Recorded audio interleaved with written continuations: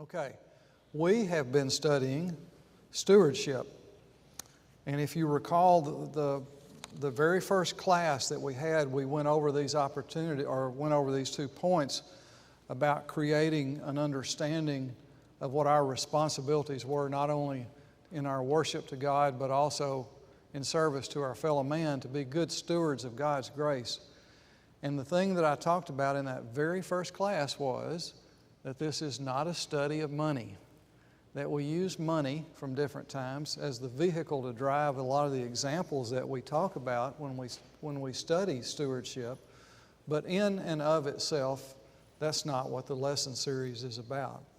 Now, with that said, I also in that first class talked about the number of scriptures that there were that had to do with money. About 8% of the New Testament covers that subject, or money or financial things of one nature or form or another. And so we can't ignore it. And so this morning we're not going to ignore it. So we're going to talk about money. And before you roll your eyes too far back in your head, we're not going to talk so much about the giving part of it. We can cover that if we want to talk about what our responsibilities are in pretty much one verse. I want to look at what the giving habits were, an historical view of what giving meant, not only to the Jews, but to civilization in general. We have,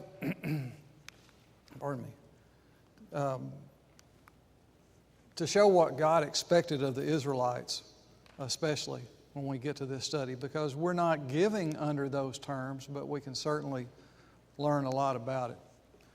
1 Corinthians chapter 16, verse 1 and 2. Now concerning the collection for the saints, as I directed the churches of Galatia, so you also are to do. On the first day of every week, each of you is to put something aside and store it up as he may prosper, so that there be no collecting when I come. From the ESV and from the New King James and from the New American Standard, the NIV, which years ago I liked, and then I got some kind of where I didn't like it, and I go back to it occasionally for some things. But it says, in keeping with your income, in place of as you may prosper. And I like that as I was putting this class together, because God is not expecting us to do something beyond what we are able to do. God is not expecting us to put ourselves in difficult situations, in the poorhouse, so to speak. But God does expect us to put Him first and ourselves second. And so we have this concept of sacrificial giving that we cannot escape no matter how much we might want to, we can't. When we talk about this subject this morning, we're going to use the term tithing. You know what it means, right? Just simply to give or to take 10%. We need to understand that there is no scripture in the New Testament that requires that. God doesn't talk about it in that way in the scriptures that have to do with our Christian walk. But we need to understand what the principles were that God put into place especially for the Israelites in the Old Testament. And so we'll be talking about that. Just keep in mind that when we're talking about what drives our giving, what drives our heart, God's command is pretty clear here in 1 Corinthians chapter 16, verse 1 and 2, as we may prosper. I asked a question a couple of weeks ago about what you put first in your life, because we've talked about things. When we first started the class, we talked about everything belongs to God. The earth belongs to God. The second class was we are not our own. We belong to God. We talked about time, the importance of time. We talked about our abilities. Last week, we talked about the importance of a soul. What is our stewardship responsibility when it comes to souls, our own plus others? So these are things that, as we've gone through this class, hopefully we've made the point that this is about what's in our heart, this issue of stewardship. And not forgetting one of the points that we made early on, in that God expects us to give back. But those things that God gives us, there is an implication that when we give them back, we are to give them back better than what they were when God gave them to us. So keeping those things in mind, we'll get through some of the things this morning in today's class regarding specifically giving. We see this typically through the lens of the Israelites. We don't think about it in terms of those nations that were around the Israelites.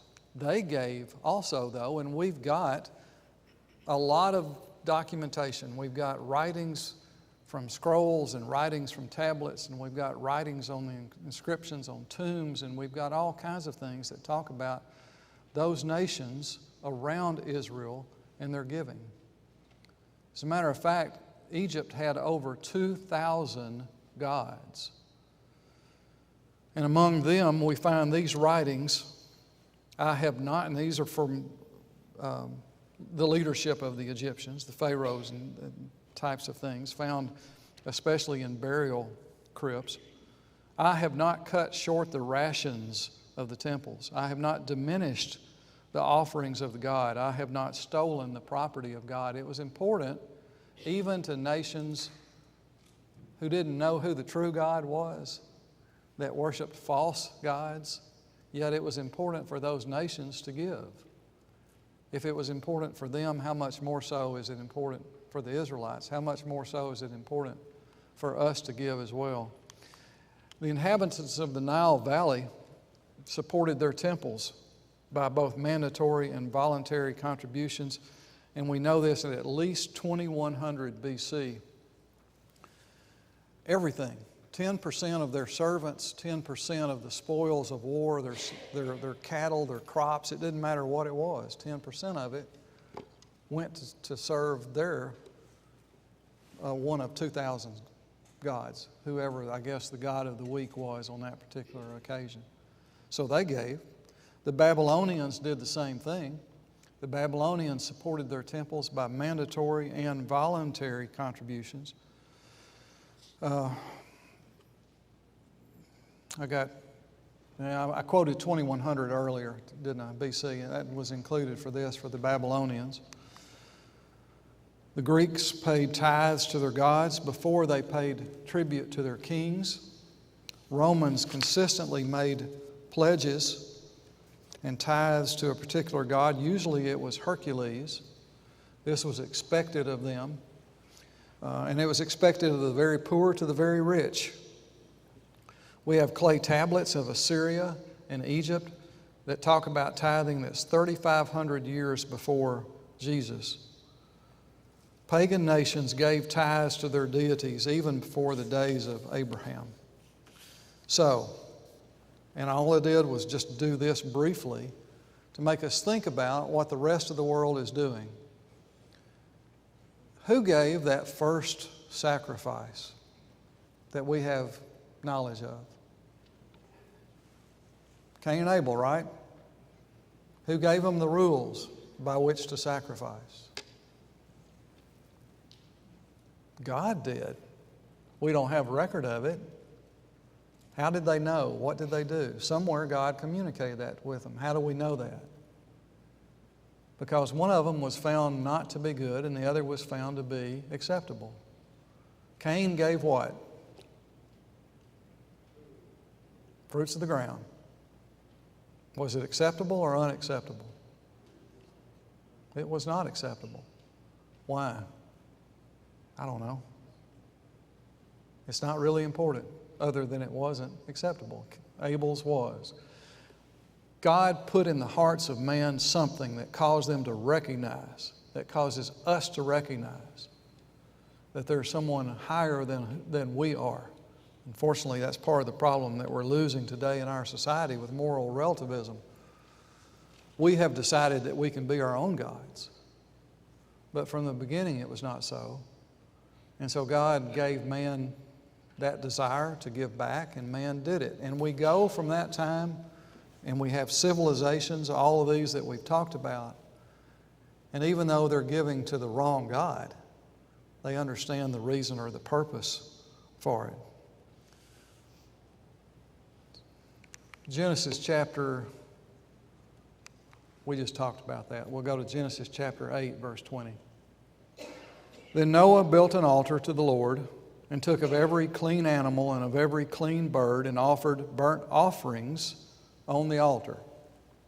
Why did God have Noah take all of those animals?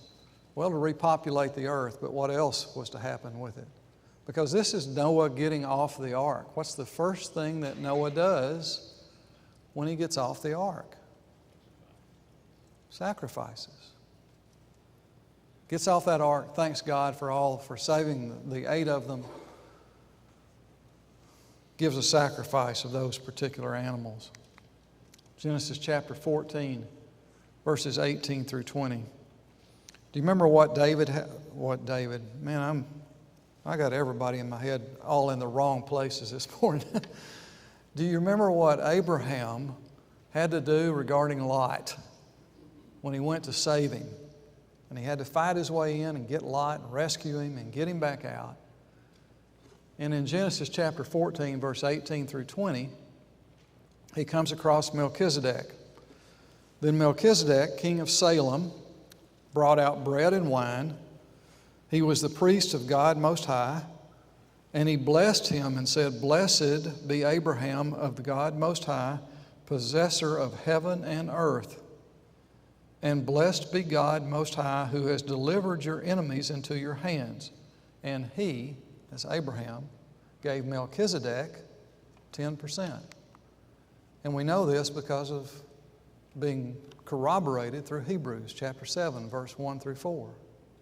For this Melchizedek, king of Salem, priest of the Most High God, who met Abraham returning from the slaughter of the kings, blessed him, to whom also Abraham gave a 10th part of it. What caused Abraham to make that tithe to that particular king?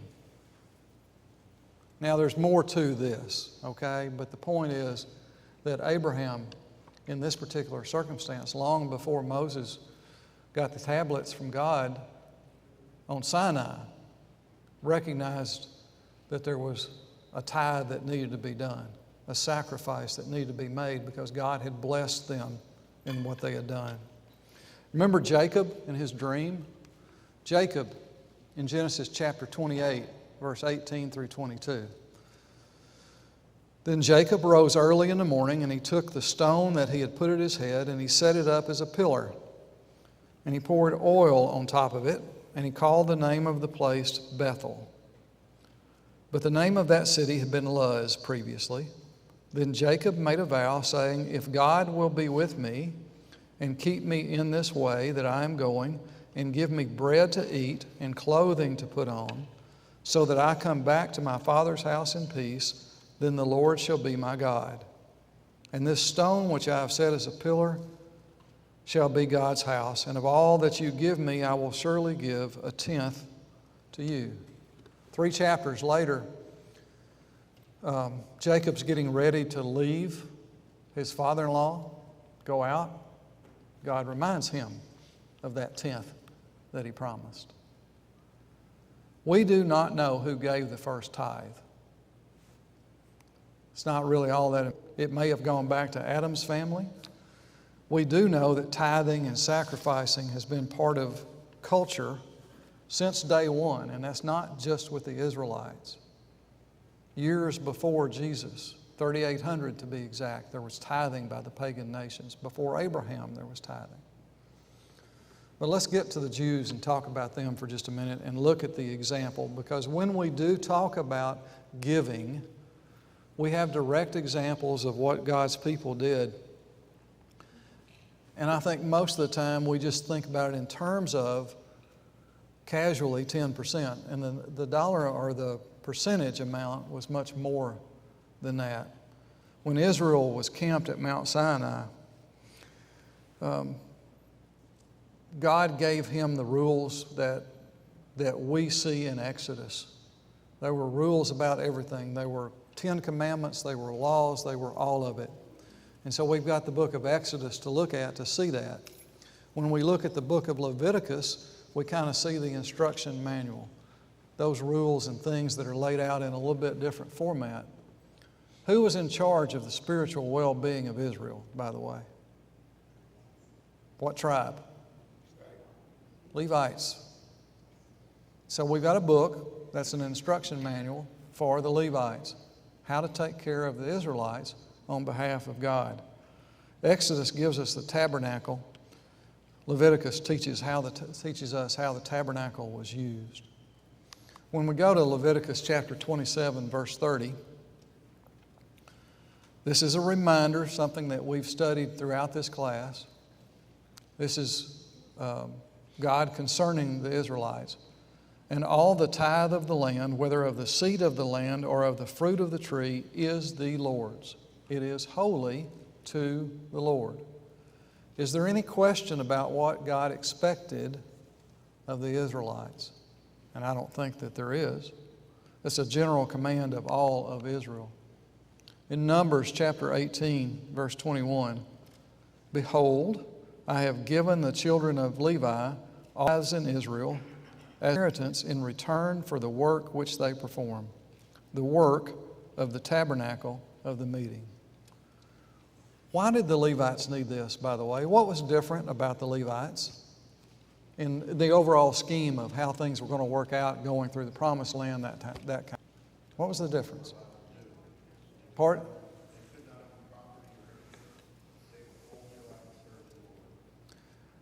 Dirks said they were not allowed to own property. They were only allowed to serve the Lord. They were God's priests.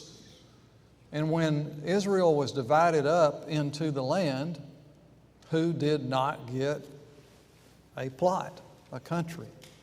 The Levites. Well, I mean, does that make sense? Why was it that way? What were the Levites in charge of?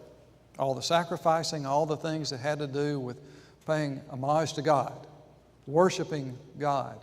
Where did you need Levites? If you were in a far western tribe, if you were in a far eastern tribe, or a southern tribe, or a northern tribe, who did you need? You need Levites. And if all the Levites were clustered in their own tribe, how is that going to work? The wisdom of God. And so the system is set up in order to fund the Levites so that they can do all the other things. Staying in Numbers, going forward to verse 26 through 28.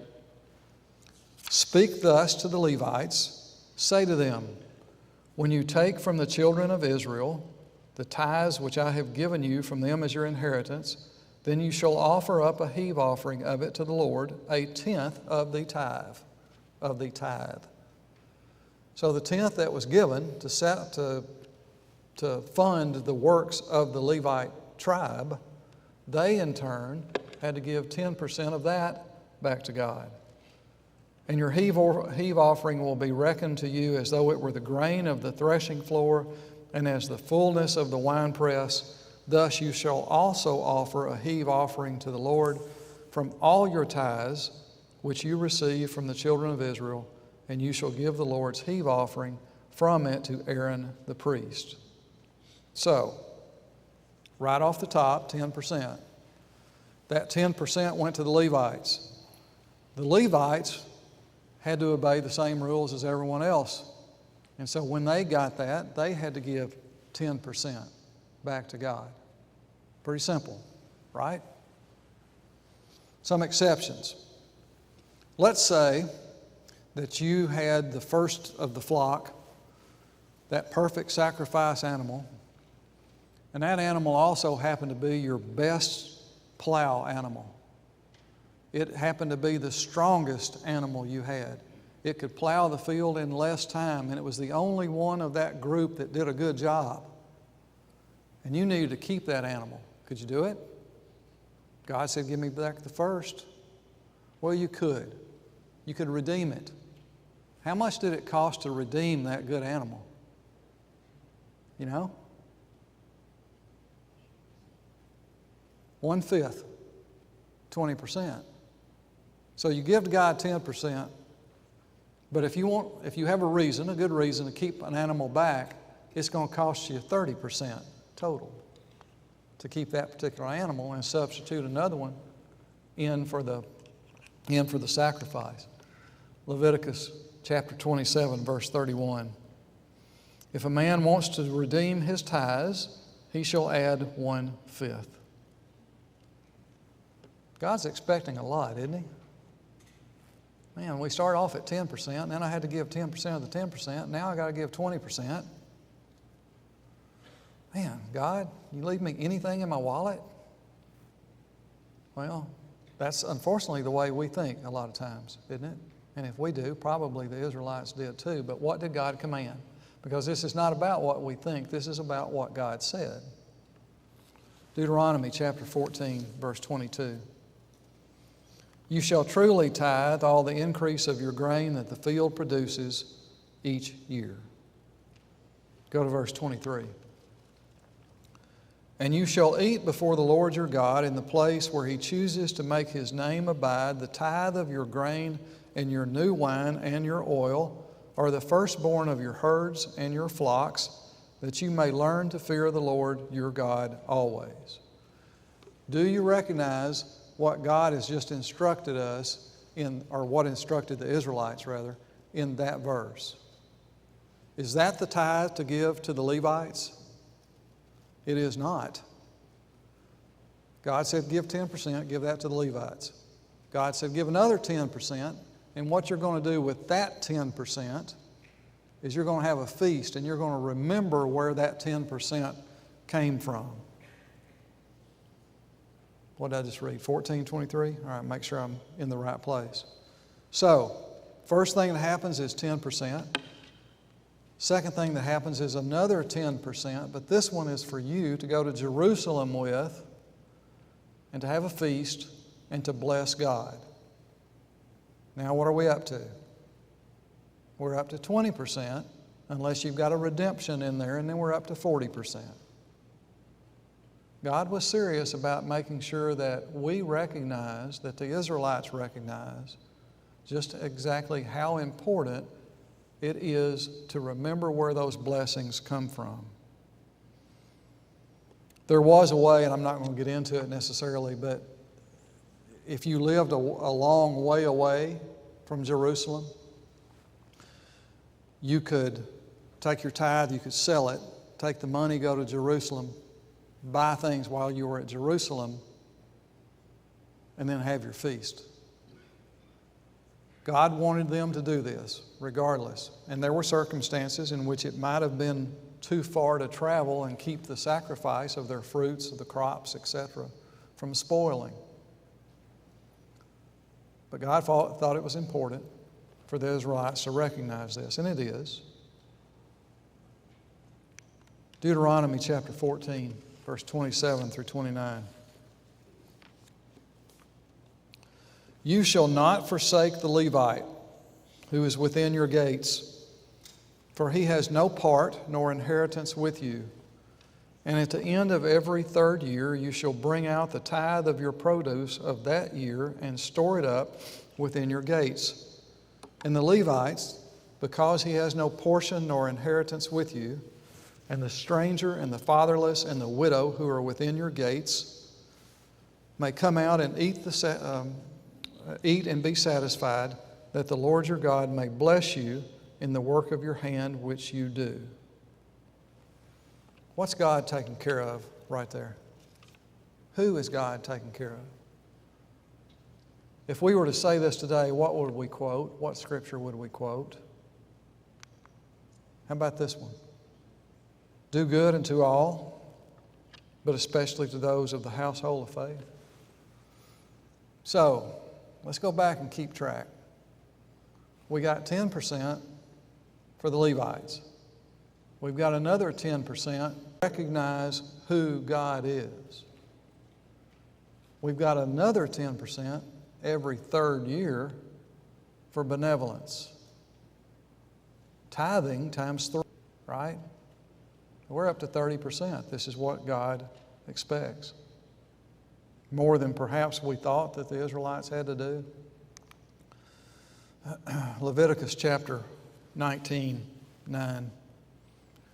When you reap the harvest of your land, you shall not wholly reap the corners of your field, nor shall you gather the gleaning of your harvest. Wait a minute, God, I thought once we got through with the first 10%, well, no, we got to do the second 10%. Well, okay, everything got to do the third 10%. The rest of it's mine, right? Well, kind of, but not exactly. What does this say? Got to leave something for everybody else. Two things are at play. First, a portion of the crop is to be left untouched for the poor. Second, when the harvest falls on the ground, don't go back and pick it back up. Who do we know that harvested, that gleaned around the edges of the field? Yeah, Ruth. What a great story that is. She goes to Boaz, and Boaz to his reapers, you leave stuff out there for Ruth to go get. Right? You give her a chance. She needs some of this stuff. We all need some of that stuff from one time or another, right? It's a great story about Ruth and Boaz. Deuteronomy chapter 24, verse 19 and 20. When you reap your harvest in your field and forget a sheaf in the field, you shall not go back to get it. It shall be for the stranger, the fatherless, the widow, that the Lord your God may bless you in all the works of your hands. When you beat your olive trees, you shall not go over the boughs again. It shall be for the stranger, the fatherless, and the widow. Wait a minute, God. Every third year, I'm supposed to give an extra 10%. That should cover those folks, right? We know better, don't we? If we're not going to do something good for our fellow man, who is? And that's the point God's trying to make. Some of you, if you're my age, your parents probably were Great Depression parents. Some of you had parents who grew up in the Great Depression, right? Did that impact them in ways that's hard to explain? It certainly did my mom and dad. They had a look about things regarding finances that was driven by that experience of the Great Depression. And I guess if there's one word that I could use to describe them, it would be frugal. Does that word work? I think it does. You know, my dad always had a garden. And he would say, Richard, go out and pick some peas. And I'd go out there and pick some peas. And I'd come back. And if you grew up in the South and you picked peas, how did you measure them? Do you remember? By the mess. Now, a mess is not defined by the way of peas. It's just peas. It's enough to eat for whatever that particular event is. So a mess might be a handful. A mess might be a bushel. It depends on the circumstance. But he'd say, go pick some peas, and I'd come back in, I'd give him some peas. He said, did you clean that row out? Well, yes, Dad, I cleaned that row out. I roll, paper sack. Daddy goes to the garden, comes back with a lot more peas than I brought in the first time. No, son, you didn't clean out that row of peas. Now, if I had been smarter as a child, I would have said, Dad, I'm leaving them for the poor because they're going to walk through the garden and pick them tonight. But I wasn't. And you know how it goes with that kind of stuff. But what's God telling us? We've got to take care of everybody else. We take care of ourselves, and we take care of others as we have the chance to do that. Exodus chapter 22, verse 29. You shall not delay to offer the first of your ripe produce and your juices. This concept of first fruits that we read about, what does that mean? What do farmers do? They go out, they till the land, they plant. They pray a lot during growing season for rain, right?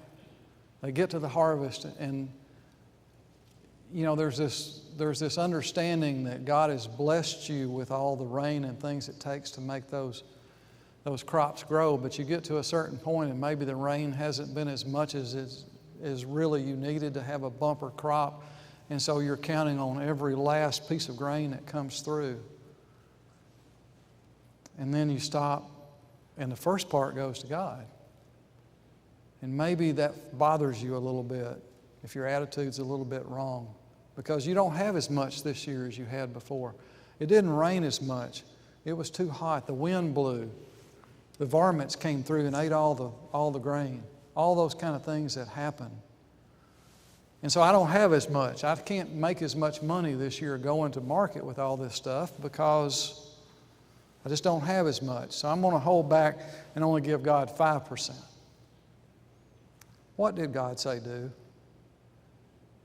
That first that comes off, that firstborn, that first crop, you've got it because God blessed you with it.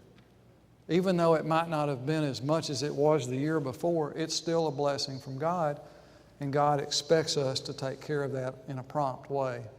Have you ever loaned anybody money and they said they'd pay you back next week, and next week rolled around and they didn't do it? And you said, well, I'll give them another week, and then waited another week and another week and another week. How many of you remember an old cartoon, a character named Wimpy? Anybody remember Wimpy? Wimpy was always trying to borrow money. Remember that? He said, I'll gladly pay you Tuesday for a hamburger today. That was his line. Wimpy never paid, by the way. He just kept borrowing to buy that hamburger. We need to be prompt with this. We need to understand that what we get is a blessing from God, and we need to be happy in order to give it back. There were also voluntary offerings that were made at the feast. Look at the last part of this particular verse in Deuteronomy chapter 16. Every man shall give as he is able, I want to go back one. And they shall not appear before the Lord empty-handed. Every man shall give as he is able, according to the blessings of the Lord your God, which he has given to you. You know, the Israelites were commanded to observe several different feasts throughout the year, and those feasts had to do with things of blessings from God in order to make sure that they gave back to God.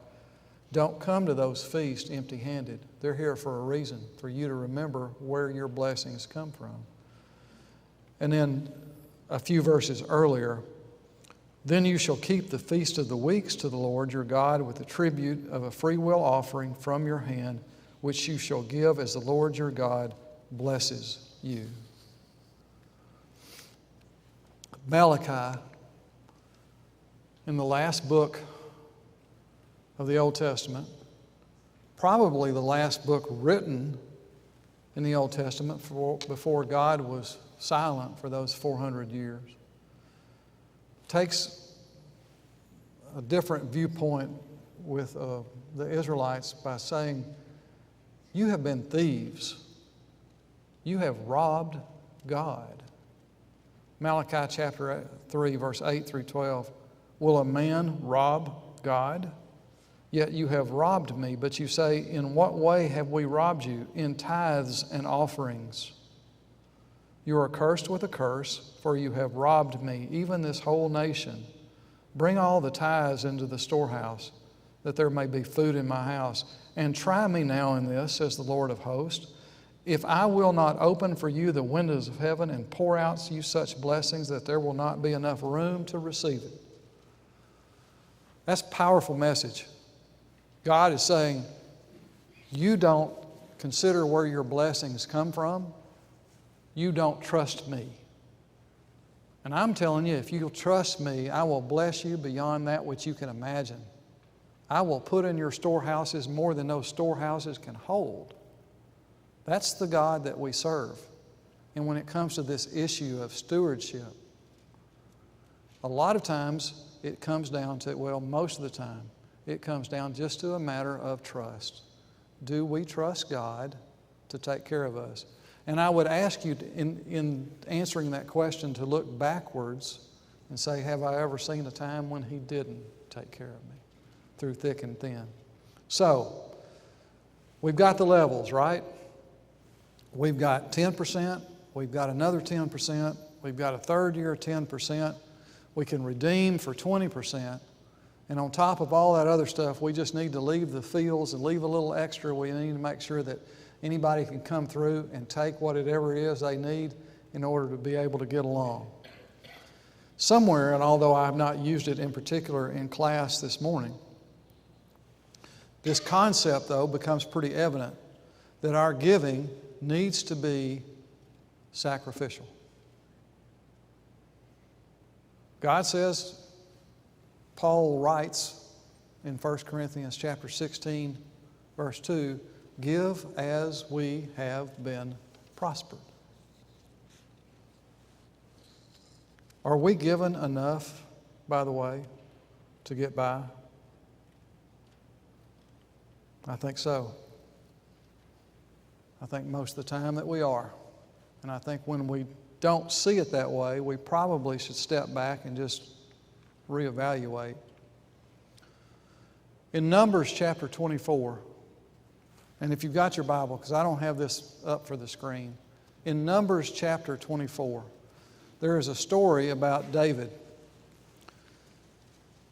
The story also is told in 1 Chronicles 21. And it's a story about David ordering a census.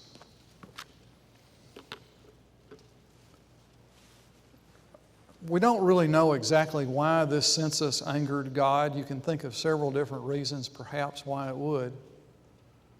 Perhaps it was an ego thing.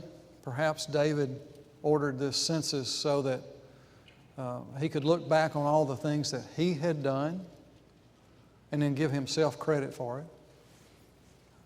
I don't know. David told Joab to go out and count the people. And Joab says, I don't want to do it.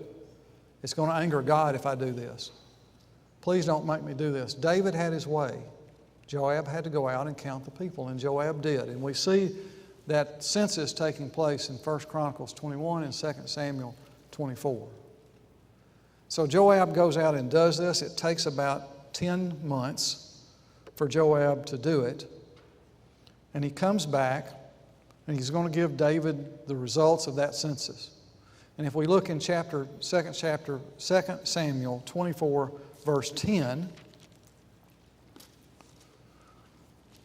and David's heart condemned him after he had numbered the people. So David said to the Lord, I have sinned greatly in what I have done. But now I pray, O Lord, take away the iniquity of your servant, for I have done foolishly. David recognized the problem that he had created. And he asked for forgiveness. And God sent Gad the prophet to him and said, look, one of three things needs to happen. I can give you to your enemies for an extended period of time. Look in, let's just read that. Verse 12. Go and tell David, thus says the Lord, I offer you three things. Choose one of them for yourself, that I may do it for you. So Gad came to David and said, shall 7 years of famine come to you through your land, or shall you flee 3 months before your enemies while they pursue you, or shall there be 3 days of plague in your land? Now consider what the answer is that I should take back to him who sent me. David's decision is to put himself in the hands of God, not in the hands of man. And so a plague is sent. Do you know how many people died during that plague? 70,000 people. And David says, God, this is not what I bargained for. I'm the one who did the wrong thing here. Why are you killing these people? Or why is this plague happening that has killed these people? And about the time that the angel is about to put his hand over Jerusalem and destroy that, in response to David's prayer, God says, stop. It is enough. Go tell David to make a sacrifice. And David makes that sacrifice. Now, turn to 2 Samuel 24, starting in verse 19. So David, according to the word of Gad, went up to the Lord as commanded. Now Araunah looked around and saw the king and his servants coming towards him. So he went out and he bowed before the king with his face to the ground. Then Araunah said, "Why has my lord the king come to his servant?" And David said, "To buy the threshing floor from you, to build an altar to the Lord, that the plague may be withdrawn from the people." Now Araunah said to David, "Let my lord the king take and offer up whatever seems good to him. Look, here are oxen for a burnt sacrifice, and threshing implements, and the yokes of the oxen for wood. All of these, O king, have been given to the king." And Araunah said to the king, "May the Lord your God accept you." Then the king said to Araunah, "No, but I will surely buy it from you for a price, nor will I offer burnt offerings to the Lord my God with that which cost me nothing." That is what sacrificial giving is about. David wouldn't do it. He recognized he had made several mistakes. He wasn't going to compound that mistake by taking that gift and then giving that gift as if though it were a sacrifice to God. And there's a big lesson there for us. We have to put God first in all things. Have you ever re-gifted something? Have you ever gone to a Christmas party and you've taken a gift that maybe somebody gave you? We all do that from time to time. We don't have any skin in that game though, do we? That's a little lighthearted look at something like that. When it comes to giving God, David was not going to re-gift that which he had been given. Giving helps us to take care of those who cannot take care of themselves. Offerings teach us the giver to respect. Faithful Jews, offerings were made to God that would bless the giver. Faithful Jews gave 20% per year and 30% every third year. Where our heart is will also be our gift. God blesses us with everything that we have. It is from Him. Our giving is expected to be sacrificial. What is the very first commandment? Exodus chapter 20, verse 3. "You shall have no other gods before me." What is before God in our sight? Because where our stewardship is, where our giving is, has got to be with God first. And in Matthew chapter 20, verse 32, Jesus said to him, "You shall love the Lord your God with all your heart, with all your soul, and with all your mind." God expects us to recognize that regardless of what the circumstance is, God is first in all things. All right. The bell. Question or comments real quick, 30 seconds. Thank you. Appreciate your time.